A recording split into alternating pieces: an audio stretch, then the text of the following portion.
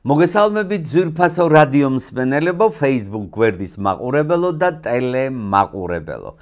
დღეს როგორც მიხვდით პარასკევია, იმიტომ რომ პარასკევ დღეს 17 საათსა და 17 წუთზე ყოველთვის თქვენთან ერთად ვარ. და მიხარია რომ მოვდივარ იქ, სადაც ჩემი ყოფა მაბედნიერებს.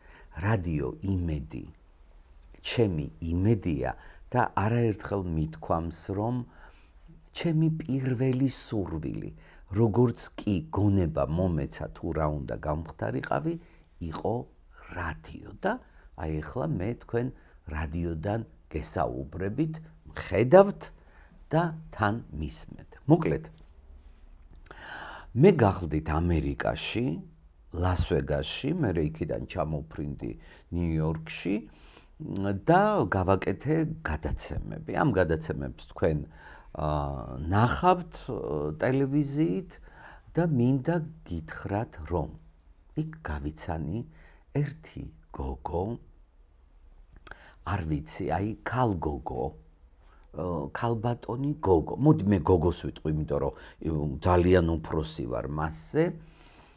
მაკა ნიპარიშვილი. გაგაცნობთ, ძალიან საინტერესო ცხოვრება აქვს, ძალიან ნიჭიერი ადამიანია და რამაც მომხიბლა, არის რისკიანი. ის ჩამოვიდა, დაბრუნდა ემიგრაციიდან და მე გადავიღე, როგორ შეხვდა ის 4 შვილს. ეს იყო ძალიან ამაღელვებელი. ამ გადაცემას აუცილებლად ნახავთ თქვენ ტელევიზიით, სხვა რაკურსში გავა ეს გადაცემა და მე ვარ ბედნიერი, რომ ასეთი ადამიანი გავიცანი და ერთი რამე მინდა გითხრათ. მიუხედავად იმისა, რომ მე ძალიან მიყვარს მეგობრობა, მიყვარს თავად სიყვარული, ისიც ყველაზე მეტად რა მაბედნიერებდა, რომ მე გაგაცნობდით ადამიანს, რომელიც იქნება თქვენი мотиваცია. როგორ აი შეიძლება აიღოთ მაგალითი მისგან, როგორც დედა, როგორც მეგობარი, როგორც ცხოვრების წესით, თავისი წესი აქვს ცხოვრების და რისკიანი ადამიანია და მე მიყვარს ასეთი ადამიანები. ის ჩემი სტუმარია დღეს. მაკა ნიპარიშვილი. მოგესალმები, ძალიან დიდი მადლობა, რომ დამთანხმდი, მიუხედავად იმისა, რომ ამდენი იწვალე, ჩამოხვედი. მოკლედ, მე მიხარია, რომ ჩემი მსმენელი, ჩემი მაყურებელი, როგორც Facebook-ზე, ასევე ტელევიზიით, რადიოთი, მოკლედ ძალიან გახარებული ვარ, რომ ადამიანები მოისმენენ. მოდი ქალბატონს გეტყვი თუ გოგო? რომე? გოგო ჯოფი, კარგი. მოკლედ, რომ მოისმენს იმ გოგოს ცხოვრებას, რომელიც სტიმულს მიცემს სხვა ადამიანს და мотиваციას. მაკა, როგორ ხარ, ჯერ მითხარი? კარგად. ამხელა გზა გამოიარე. ცოტა დაღლილი აკლიმატიზაციის პირობებში. მადლობა თქვენ მოწვევისთვის. ჩემთვის ძალიან საამაყოა და როცა ვიგებ ხოლმე, რომ ადამიანი, რომელიც ცხოვრობს უცხოეთში, არის ემიგრანტი და მერე ის დაბრუნდება, ამაზე დიდი სიხარული რა უნდა იყოს, ჯერ ოჯახისთვის, მერე მეგობრებისთვის, მერე საერთოდ ქვეყნისთვის და ისევ ამისთვის მადლობა. მე ბევრ მადლობას გეტყვი, უხერხული ხო არ არის? არის? კი. მოდი, მომიყევი მიზეზი, რატომ წახვედი? რატომ წავედი? აი ესე ერთ დღეს გადავწყვიტე, რომ რაღაცების შეცვლა მინდოდა, რაღაცები ჩემი თავის გამოცდა მინდოდა, რა გამომივიდოდა იქ და გადავწყვიტე, რომ წასულიყავი. თუმცა, პირველად არ იყო, რომ მივდიოდი ამერიკაში. მანამდე ბევრჯერ ვიყავი ნამყოფი, მაგრამ ესე გრძელვადიანი პერსპექტივით. ისე ერთ დღეს გადავწყვიტე, ავიღე ბილეთი და გამოვაცხადე, რომ მე წავედი თქო და წავედი. იცი რა არის საინტერესო, ნახე, ადამიანები მიდიან გაჭირვების, რაღაცა ფინანსური მდგომარეობის ასამაღლებლად. ქონდა გადასარევი სამსახური. იყავი ძალიან კარგად. ოჯახი, აი ყველაფერი ქონდა. და ეს ფუფუნება იყო, ხომ? აი წახვედი, რომ მოსინჯო ცხოვრება. რომ მიაღწიო უცხოეთში წარმატებას. მე ვფიქრობ ეს ცოტა ისეთი მამაცი ნაბიჯია და როგორ გარისკე? გავრისკე როგორ? ანუ რისთვისაც რეალურად იქ მიდიან ხო? მიზეზი არის წარმატება, ვიღაცისთვის მატერიალური აქტივი, პირობების გაუმჯობესება. მე რაც იქ უნდა თუ ვიგულისხმებთ მატერიალურ აქტივს, იქ ყველაფერი მქონდა აქ. არ მჭირდება, დამატებით რა თქმა უნდა ახლა. სადგადი ზომიერების ზღვარი არავინ არ იცის, მაგრამ საშუალო სტატისტიკურად ერთი ოჯახისთვის საკმარისი ყველაფერი მქონდა. მადლობა ჩემს მშობლებს ამისთვის, მაგრამ კარგი სამსახური, კარგი წრე, როგორც ჩვენთან იციან, კარგი საზოგადოება. არ ვიცი ტოპ 3 და ტოპ 5 როგორ განისაზღვრება, მაგრამ მოწინავე რიგებში ასე ვთვლიდი მეც და სხვა ბევრიც. მაგრამ რაღაცნაირად რო იტყვი, რო გინდა რომ ჩამოკიდო ეს პორტფელი და რაღაცა ახალი ცადო. ეს ახალი ცდა არ უკავშირდებოდა მანდა მაინც პროფესიულს. პროფესიულ წინსვლას და რაღაც სერტიფიცირებას იქან, დიპლომი, ახალ ცხოვრებას, ახალ თავგადასავლებს. რაც მგონია, რომ ემიგრაციაში აქვს უფრო ამერიკაში არის ეს თავგადასავლების შესაძლებელი, იმიტომ რომ მისი ამერიკული ცხოვრების წესი, სტანდარტი, ქაოტურიც, დალაგებულიც უფრო მაინტერესებდა, მიუხედავად იმისა, რომ ქონდა არაემიგრანტული ცხოვრების გამოცდილება ოღონდ ევროპაში. ესეთი აი დავერცხნილი ბენა ევროპა როგორი არის ხო რაღაცნაირი დიადი ჯუქურთმებით კულტურის სხვანაირი და ამ დროს რაღაცნაირი ამერიკა. ის სულ მინდოდა. მართლა სულ მინდოდა რომ იქ მეცადა. ჯერ ვცადე როგორც საოჯახო ბიზნესი ბავშვების გაჩენით და ესე ვადაპტირდი ნელ-ნელა იმ სოციუმში. რამდენიმე ბავშვი მყავს, 4 შვილი მყავს და აქედან 3 ამერიკის მოქალაქეა. ნელ-ნელა გავიცანი და მე ესე ცოტა მოვზარდე ბავშვები. აქაც მივხვდი, რომ თუ რამ, ანუ როგორ არა პროფესიულად დადაგანვითარება არ არსებობს პროფესია, სადაც იტყვი, რომ აი ყველაფერი იცი და დაამთავრე. მით უმეტეს იმ პროფესიაში, სადაც მე ვიყავი და იმ სფეროში წარმოუდგენელი იყო ყოველდღიური ცვლილებების რეჟიმში, მაგრამ კიდე რაღაცა სხვანაირად მინდოდა და არა, იცი რა არის, ნახე, ცოტა დაუჯერებელია და აი ჩემი რესპონდენტები ვინც არიან, ყოველთვის რაღაცას აკეთებენ ისეთს, რომელიც არ არის ჩვეულებრივი. ეხლა ნახე, მე როგორ უყურებ ამას ყველაფერს. ფსიქოლოგიურად ადამიანების 90%-ს უჭირს გადაწყვეტილების მიღება. გავაკეთო, არ გავაკეთო, წავიდე, არ წავიდე, გავრისკო, არ გავრისკო და აი ესეთი მეც ძალიან ფრთხილი ვარ. რა მაინტერესებს, იცი, აი გადაწყვეტილების მიღება. 4 შვილი, ოჯახი, პროფესია და წახვედი. აი როგორი ფსიქოლოგიური ტიპაჟი ხარ?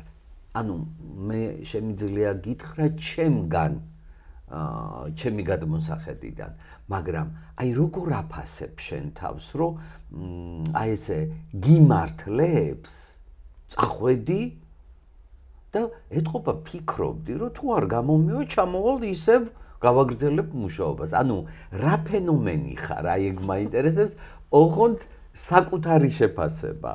საინტერესო იქნებოდა თქვენი აზრით ჯერ და მე ჩემით, მაგრამ კარგით. ნუ ჩემი აზრი კადრს გარეთ. გასაგებია. ანუ ნაფიქრის გარეშე ხო არ არსებობს. იფიქრე. რა თქმა უნდა, ვიფიქრე. ანუ ესე ხო არ იყო რომ მე ერთხელ ვცადე და ჩავედი და უცებ სპონტანურად. უფრო ნუ ნაფიქრი იყო რა, რაღაცნაირად რომ მიმეყო გადაწყვეტილება და წავსულიყავი. საერთოდ ვერ გააცნობიერეს ჩემთან ოჯახში. შოქში იყო დედა ჩემი. იმიტომ რომ ეს გადავიკიდე რუგზაკი და ყველაში წავედი, ანუ ჩემი აკადემიური სტილიდან და ცხოვრების რეჟიმიდან გამომდინარე და იქიდან გამომდინარე დედა რასაც ფიქრობს, ხო იცით?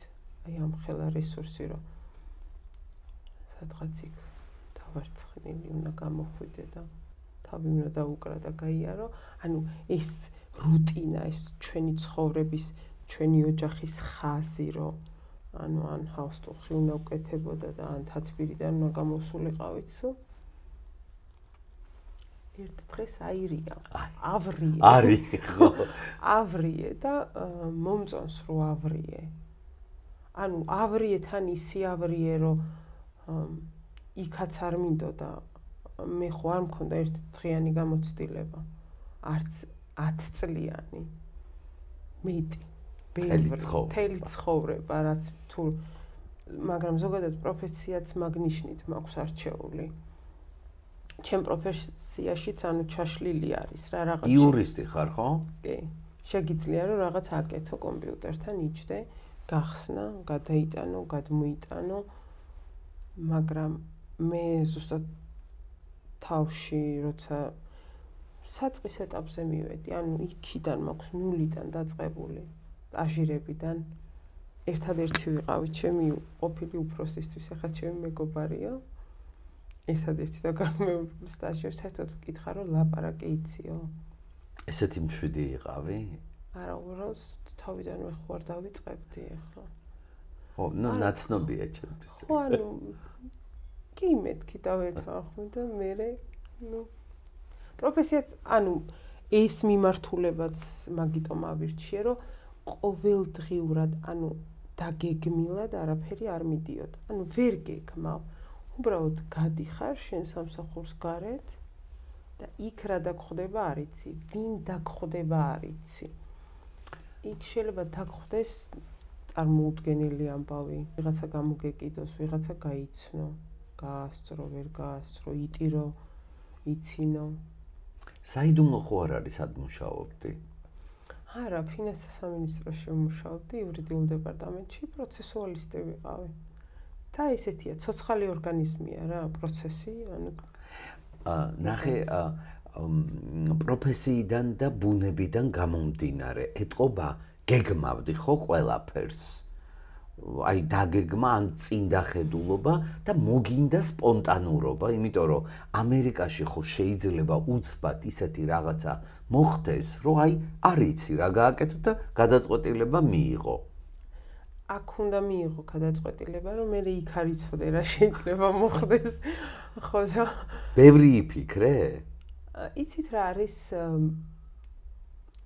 ანუ ასე გრძელვადიან პერსპექტივაში რო თქვა რომ დავჯექი და იმაზე რომ ვინმე ძალიან დიდი ხანი ვიფიქრე და ის გეგმა ზომიერად მქონდა რაღაცები რაც მინდოდა დასაწყისისთვის გამეკეთებინა ამერიკაში.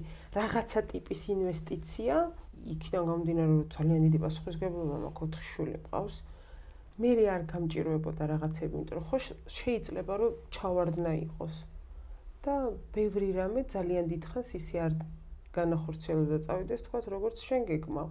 ამიტომ ეს ინვესტიცია შვილების კუთხით თავში განვახორციელე და მე ჩემ თავს ანუ ჩემი რაღაცეები გავაღვიძე რაც მინდოდა რომ ანუ აი მინდოდა რომ კროქსებით გავსულიყავი და აი გუშინ რომ გავედი კროქსებით დედა ჩემი კვლავ ესე იცი რა აი აქ ნუ რა აქ კროქსით გავედი. ნუ ეტყობა ეს მიჩეული იყო ოჯახსაც, ოჯახიც ისეთი აკადემიური გაქვს, ისეთი რომ ვიღაცას მაგალითად არ ვერ გავა კროქსით, ახლა ავიღოთ ვინმე პოლიტიკოსი ან თანამდებობის პირი, ეს შეზღუდვები რა თქმა უნდა გვაქვს. რა მინდა იცი გითხრა, მე მაინც ვფიქრობ ახლა როგორც გაგიცანი, ქუდბედიანი ხარ. და ამას ეს რო აქვსივარ.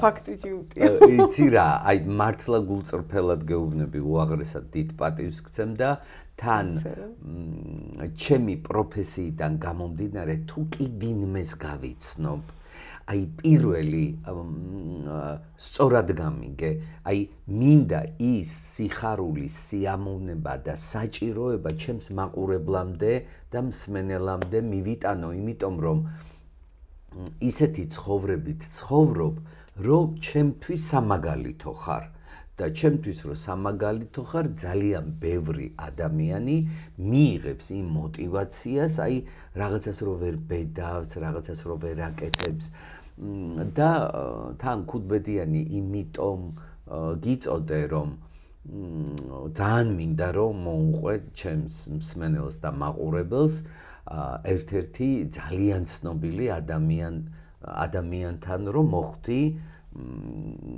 და მის სამსახურში იყავი, მომიყევი თავიდან ბოლომდე. თან მე მომწოს იქ რაღაცა პატარა დეტალი. მე მყავს ერთი არაჩვეულებრივი მეგობარი ამერიკაში, ნათია, რომელიც ესე ჩვეულებრივად რომ გაიარო რაღაცები არ მოგცემს მაგის საშუალებას. სადარაჯოზე და ესე ფხიზლად რო გამყოფებს და მოკლედ მირეკავს ერთ დღეს და ანუ ჭირდებიო რომ მოხვიდეო, რაღაც მანჰეტენზე სამსახურში ვარო, ასისტენტი ვარ და მოკლედ 24 საათიან რეჟიმში შეუძლებელი აქ მარტო ვერ გავართმევ თავსო და ნუ არისო ისეთი სამსახური რომ ჭირდება სანდო ჩვენ ძალიან ვუერთგულეთ ერთმანეთს დღემდე ძალიან მიყვარს და ყოველთვის გვერდში მიდგას, მადლობას გადავუხდი და ამ გამოცდილებისთვისაც რა თქმა უნდა მოკლედ მოდიო და მივედი და ნუ შევედი ტრამპ თაუერში ცხოვრობს ცენტრალ-პარკში. ნუ მანჰეტენზე რაღაც შევედი, აქ დაგხვდებიან, იქ შეხვალ, იქ მივხვდი რაღაც ჩვეულებრივ გარემოში არ მოვხვდი, მაგრამ ხა ისიც არ მქონია, ნუ აღმოჩნდი ერთ-ერთ ცნობილ მსახიობთან, მაიკ დუგლასის ყოფილ ცოლთან, ბრენდა ვაკაროსთან. თურმე რომელიც იღებს მონაწილეობს ფილმში, სუზან სარანდონთან ერთად, იქ სეტზე ასისტენტობა სჭირდება, როლი აქვს, რაღაც მეცადინეობს და ასე შემდეგ და მოკლედ იყო ვარსკვლავური ცხოვრება, რა თქმა უნდა. წარმოუდგენელი იყო, ნუ უამრავი დეტალი იყო, მაშინ არ გქონდა უფლება ხელშეკრულებაზე გაწერინებენ გაუთქმელობის ხელს, რომ ანუ დახმარება სჭირდებოდა, ხელი ქონდა ესე რაღაც მოტეხილი და ასე შემდეგ, ნუ ყველაფერში მონაწილეობა უნდა მიგვეღო და ვენაცვლებოდით ესე ერთმანეთს. ასისტენტები იყავით. კი. და ძალიან ცნობილი მენეჯერი ყავს, ასევე ერთ-ერთ არხზე, რუმის უფროსია საინფორმაციო და რაღაც და იქ მიდის ყველაფერი ძალიან როგორც ფილმებში ხდება. გამოყევი უჩინად როლი, წასაკითხი აქვს რაღაცა კონკრეტული უნდა ჩაიცვას, უნდა გაიკეთოს ის აქსესუარი და ყველაფერს ყველაფერს ჩვენ ვაკეთებდით. მანქანა მოვიდა ამ საათზე, რომელიც გასასვლელიდან უნდა გავიდეს და ასე შემდეგ. ნუ მოკლედ საღამოობით რომ მორჩებოდნენ გადაღებას ხშირად იყო ვახშამი. ბრენდასთან ერთად ძალიან ცნობილი ადამიანი სამეფო კარის ერთ პროექტების ხელმძღვანელი ესპანეთის მასთან ერთად ცხოვრობდა და ნუ მე ვცხოვრობდი ჩვეულებრივი როგორც მიყვარს უბრალოდ ესე მასთან ერთად და მოდიოდნენ ძალიან ბევრი ცნობილი სახეები.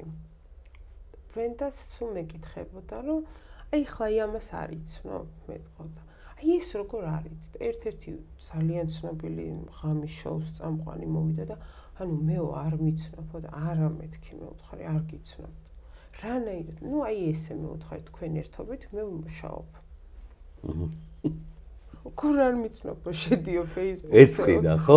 ალბათ, რა ვიცი, ნუ არ ვიცნობ, ჩემი ცხოვრების სტილი და მათი ცხოვრები, მე ვმუშაობ იმისთვის, რომ მათ კომფორტულად იგრძნონ თავი და მივეხმარო და ნუ ესე სადცალია ტელევიზორისთვის. სიმართლე არის ეს.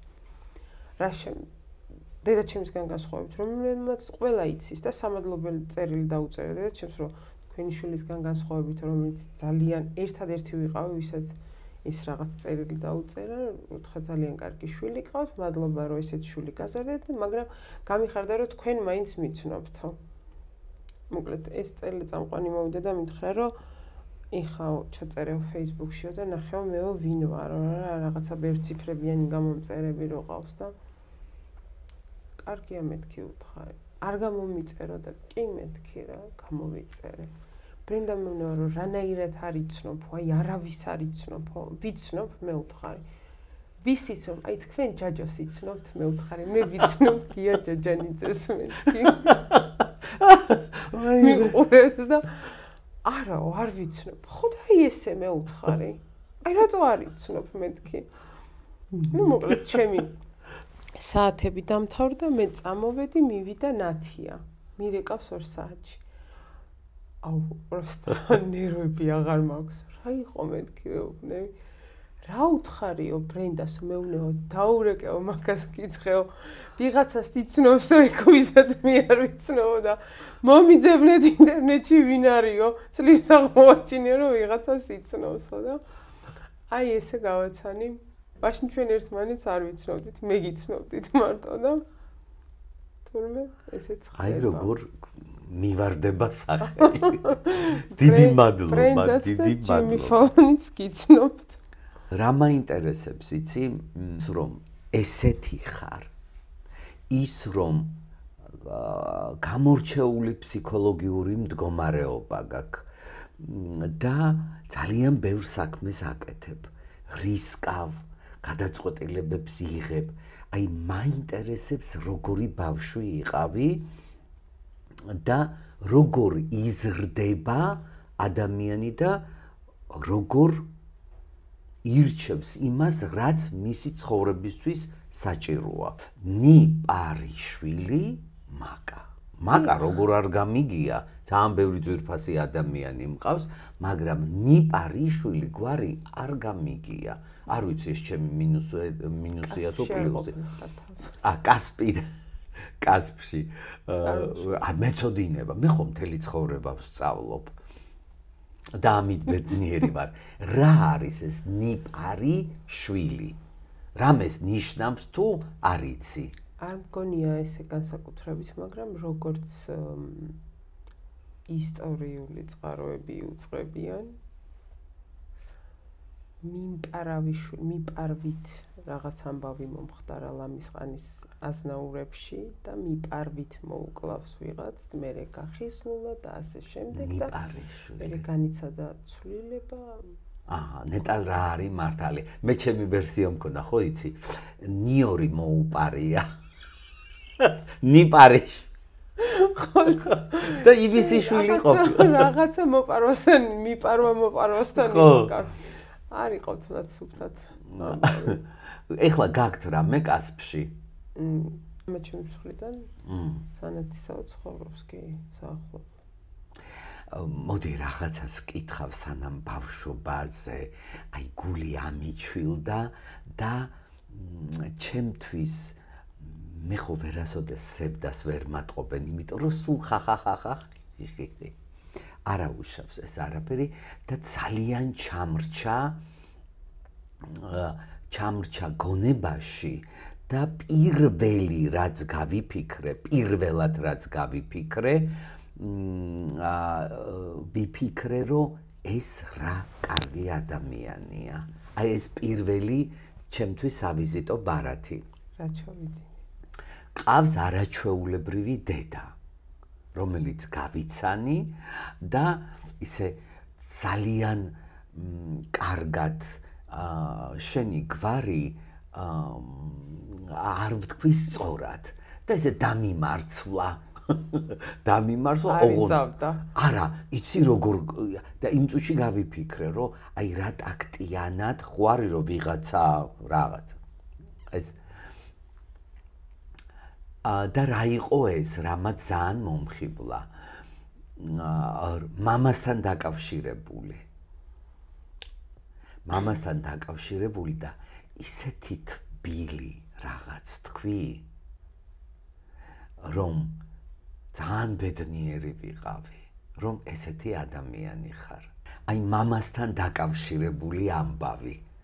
აი ამ ამბავზე მაქვს ლაპარაკი. კი, მამა ჩემი მე არ ვხმარობ საერთოდ ამ სიტყვას, იმიტომ რომ არ ვიცი ეგ რას ნიშნავს ქართული კლასიკური გაგებით ან ზღაპრებიდან რო ვსმენია მამინაცვალი სიტყვა. 2 წლის წინ გარდაიცვალა სამწუხაროდ. მე არ ვიცი, ასეც დავწერე Facebook-ზე, თუ კი რამე სიკეთე გამოჩნია ჩემ ხასიათში, ჩემ ადამიანობაში, ნებისმიერ ქცევაში, მე არ ვიცი რა სიტყვა ნიშნავს სიტყვა მამინაცვალი, მე არაჩვეულებრივი მამა მყავდა. და ეს მისი დამსახურებაა. მეტი ვერაფრით ვერ გამოვხატე მადლიერებად, ჩემ პირველ შვილს მისი სახელი დავარქვი. ზაზა ქვია, რომლის ძალიან საყვარელი და ერთადერთი იყო. ეგეთები არ არსებობენ და სამწუხაროდ ემიგრაციის სევდის ერთ-ერთი ამბავი მე ჩემი ხო, იმიტომ რომ გარდაიცვალა არ ვიყავი საქართველოში და იმ პერიოდისთვის ვერ ვახერხებდი ჩამოსვლა საბუთები პროცესში იყო და რამდენი წლის იყავი რომ შეხვდით ერთმანეთს? 10-ის. 10-ის. და ესე 10 წლიდან გზრდიდა. გზრდიდა, არაჩვეულებრივი ადამიანი, საოცარი, სულ ამბობ, რომ ერთადერთი იყო და გაუმართლა და დედაჩემს შეხვდა. არ მახსოვს, საერთოდ არ მახსოვს არაფერი ერთხელ მაინც რომ რამეში ან მეგრძნო თავი განსხვავებულად ნებისმიერ კონტექსტში. მყავს ძმა, ჩვენ მყავს კიდე მას პირველი ქორწინებიდანაც. ჩვენ ეხლაც ერთმანეთს და-ძმას ვეძახით და არასდროს არ მიგრძნია რომ მე მათი თუ არა პირიქით უპირატესი არ ყოფილიყავი ყველა მოცემულობაში. გიждები. დღემდე ვგიждები. ძალიან მადლიერი ვარ რომ ჩვენს ცხოვრებაში იყო და ყოველთვის იქნება. როგორი ბავშვი იყავი? ხო. იცოდე ბავშვები, 4 ბავშვი უსმენს ეხლა ამას. რა უნდა გააკეთონ ჩემმა შვილებმა რომ მე გამაოცონ? ცელქი იყავი? საშინელი. ბაბუა ჩემს საკმაოდ დიდი თანამდებობა ეკავა რაიონში, კასპში და ისე ამარაგებდა რაღაცეებით, ის ომიანობის პერიოდი რა იყო, შემოქონდა საზღვარგარეთიდან რაღაც პროდუქტები ვერმიშელი, ლამის დავაჭერინე. რომ ყველა ყუთიდან ვიღებდი ესე პარკებში ვათავსებდი და თუკით ვუშვებდი სახლიდან და მე ლიანდაგებიდან ვეზიდებოდი სკოლაში. დავხმარებოდი ბავშვებს და ანუ მითხრა რომ ისედაც ანუ რომ შემოვიდნენ შემოწმებაზე მაშინ რას ეძახდნენ ობეხეს თუ რაღაცას. ანუ წონის ნაკლებობა იყო ყველა ყუთში. თავდორ იპარავდი რომ ხალხისთვის დაგერიგები. ეს ვიხდიდი ქურთუკებს და მე უნივერმაგში გამოვივლით და ვეუბნებოდი მე ხო იცით ვისი შვილი ვარ თქო ჯემპლით გაყინული ბავშვებს ვაძლევდი დარაჯთან მიმქონდა დასაცმელები და საშინელებს შტაბი მქონდა შტაბში ვცხოვრობდი თბილისში ვიპარებოდი თქვათ მე მანქანის მივაკითხავდი შეგიძლია წამიყვანო რაღაცებს და როგორი ახტაჯანა ყოფილხარ საშინელება ლეღვის ხეზე 100 ვარ რთული იყო და იქ მქონდა შტაბი თუ რაღაცას დავაშავებდი სანამ ბაბუა ჩემი მოვიდოდა იქ ვიმალებოდი ხოლმე რომ ბებია ჩემი არ მომწდომოდა მოკლედ ძალიან ბედნიერი ბებია ბაბუასთან დასაწყისისთვის ძალიან ბედნიერი და გამორჩეული ეს სითამამეც ალბათ და ეს ხალისი ჩემი ხასიათის ყველაფერი რაც მაქვს შინაგანად ბავშვობიდან მომდის იმიტომ რომ ემოციურად ყოველთვის ყარად ვიყავი მათთან ჩემს გარშემო იყო ამბავი მაგალითად რომ შემეძლო რომ სოჩაში მეტირა რომ უიხა გამახსენდა რომ შაშანწინ თქვენ თებში გატეხეთ და მე დამაბრალეთ. სასწაულები. ძალიან კარგი, მოკლედ ძალიან მიხარია რომ გაგიცანი და არ არსებობს აი მე იმდენად მადლიერების გრძნობა მაქვს მოჭარბებული არაფრით არ შემიძლია არ გადაუხადო მადლობა ჩემს მეგობარს რომელმაც გამაცნო შენი თავი ხო ჩვენს მეგობარს ესე იგი ყველა მიცის ჩემგან მე რომ დავიწყე სხვა რაკურსი მყავდა ოპერატორი აი ჩვენი გადაცემის პერსონალური ოპერატორი რემბო გიორგი ცხადაძე რომელიც მე წავიდა ემიგრაციაში და დღეს მისი წყალობით გაგიცანი დღეს არა ლას-ვეგასში გავიცანით ერთმანეთი და მიხარია რომ დავმეგობრდით კიდე გეუბნები მიუხედავად იმისა რომ ჩემი პირადი ძალიან დიდი სიმპათიები მაქვს შენს მიმართ მე მინდოდა ეს ამბავი მსმენელისთვის და მაყურებლისთვის მიმეწოდებინა და კიდევ ერთხელ ვიტყვი რომ ეს არის мотиваცია ადამიანების და წახვედი ბევრი ქარიშხალი გედგა წინ და ეხლა დაბრუნდი საქართველოში არ კითხავ რა გეგმები გაქვს იმიტომ რომ სულ აი ისევ იმ პერიოდში ხარ არ იცი როდის უნდა დაიძინო ამიტომ ჩვენ შევხვდებით ერთმანეთს შენის ნებართვით სხვა რაკურსში მინდა ძალიან მოგიწვიო და მინდა ჩემს მაყურებელს ვაჩვენო თუ როგორ ხვდება დედა 4 შვილს და ერთ რამეს დავამატებ აუცილებლად ეს რომ ვინმეს მოეყოლა მე არ დავიჯერებდი ჩვენ მთელი ჯგუფი ცხოვრობდით ლას-ვეგასში დიდი მადლობა მინდა გადაუხადო ირაკლი რუსიას იმისთვის რომ ჩვენ მთელი გადაცემაც გვაჩუქა სხვა რაკურსის ვიყავით მერაბის ბრძოლაზე და ამხელა სიხარული გქონდა და საინტერესოა ეს ცხოვრება თუნდაც იმისთვის რომ აი ესე შევხვდებით ხოლმე ერთმანეთს და მთელი 10 დღე მოკლედ გავიცანით ერთმანეთი მინდა მოვიკითხო ნინი ციკლაური რომელიც ჩვენთან ერთად ცხოვრობდა გიორგი ძოწენიძე ჩემი ახლანდელი ოპერატორი რომელიც გადაცემას მთლიანად გადაიღო გიორგებმა გიორგი ცხადაძემ და გიორგი ძოწენიძემ თან ძალიან მომეწონა და გამიხარდა ბავშვობის შემდეგ რომ ერთმანეთს შეხვდნენ ერთ სოფელში ცხოვრობდნენ და მიხარია სოფელი დამავიწყდა ახალ სოფელი კახეთში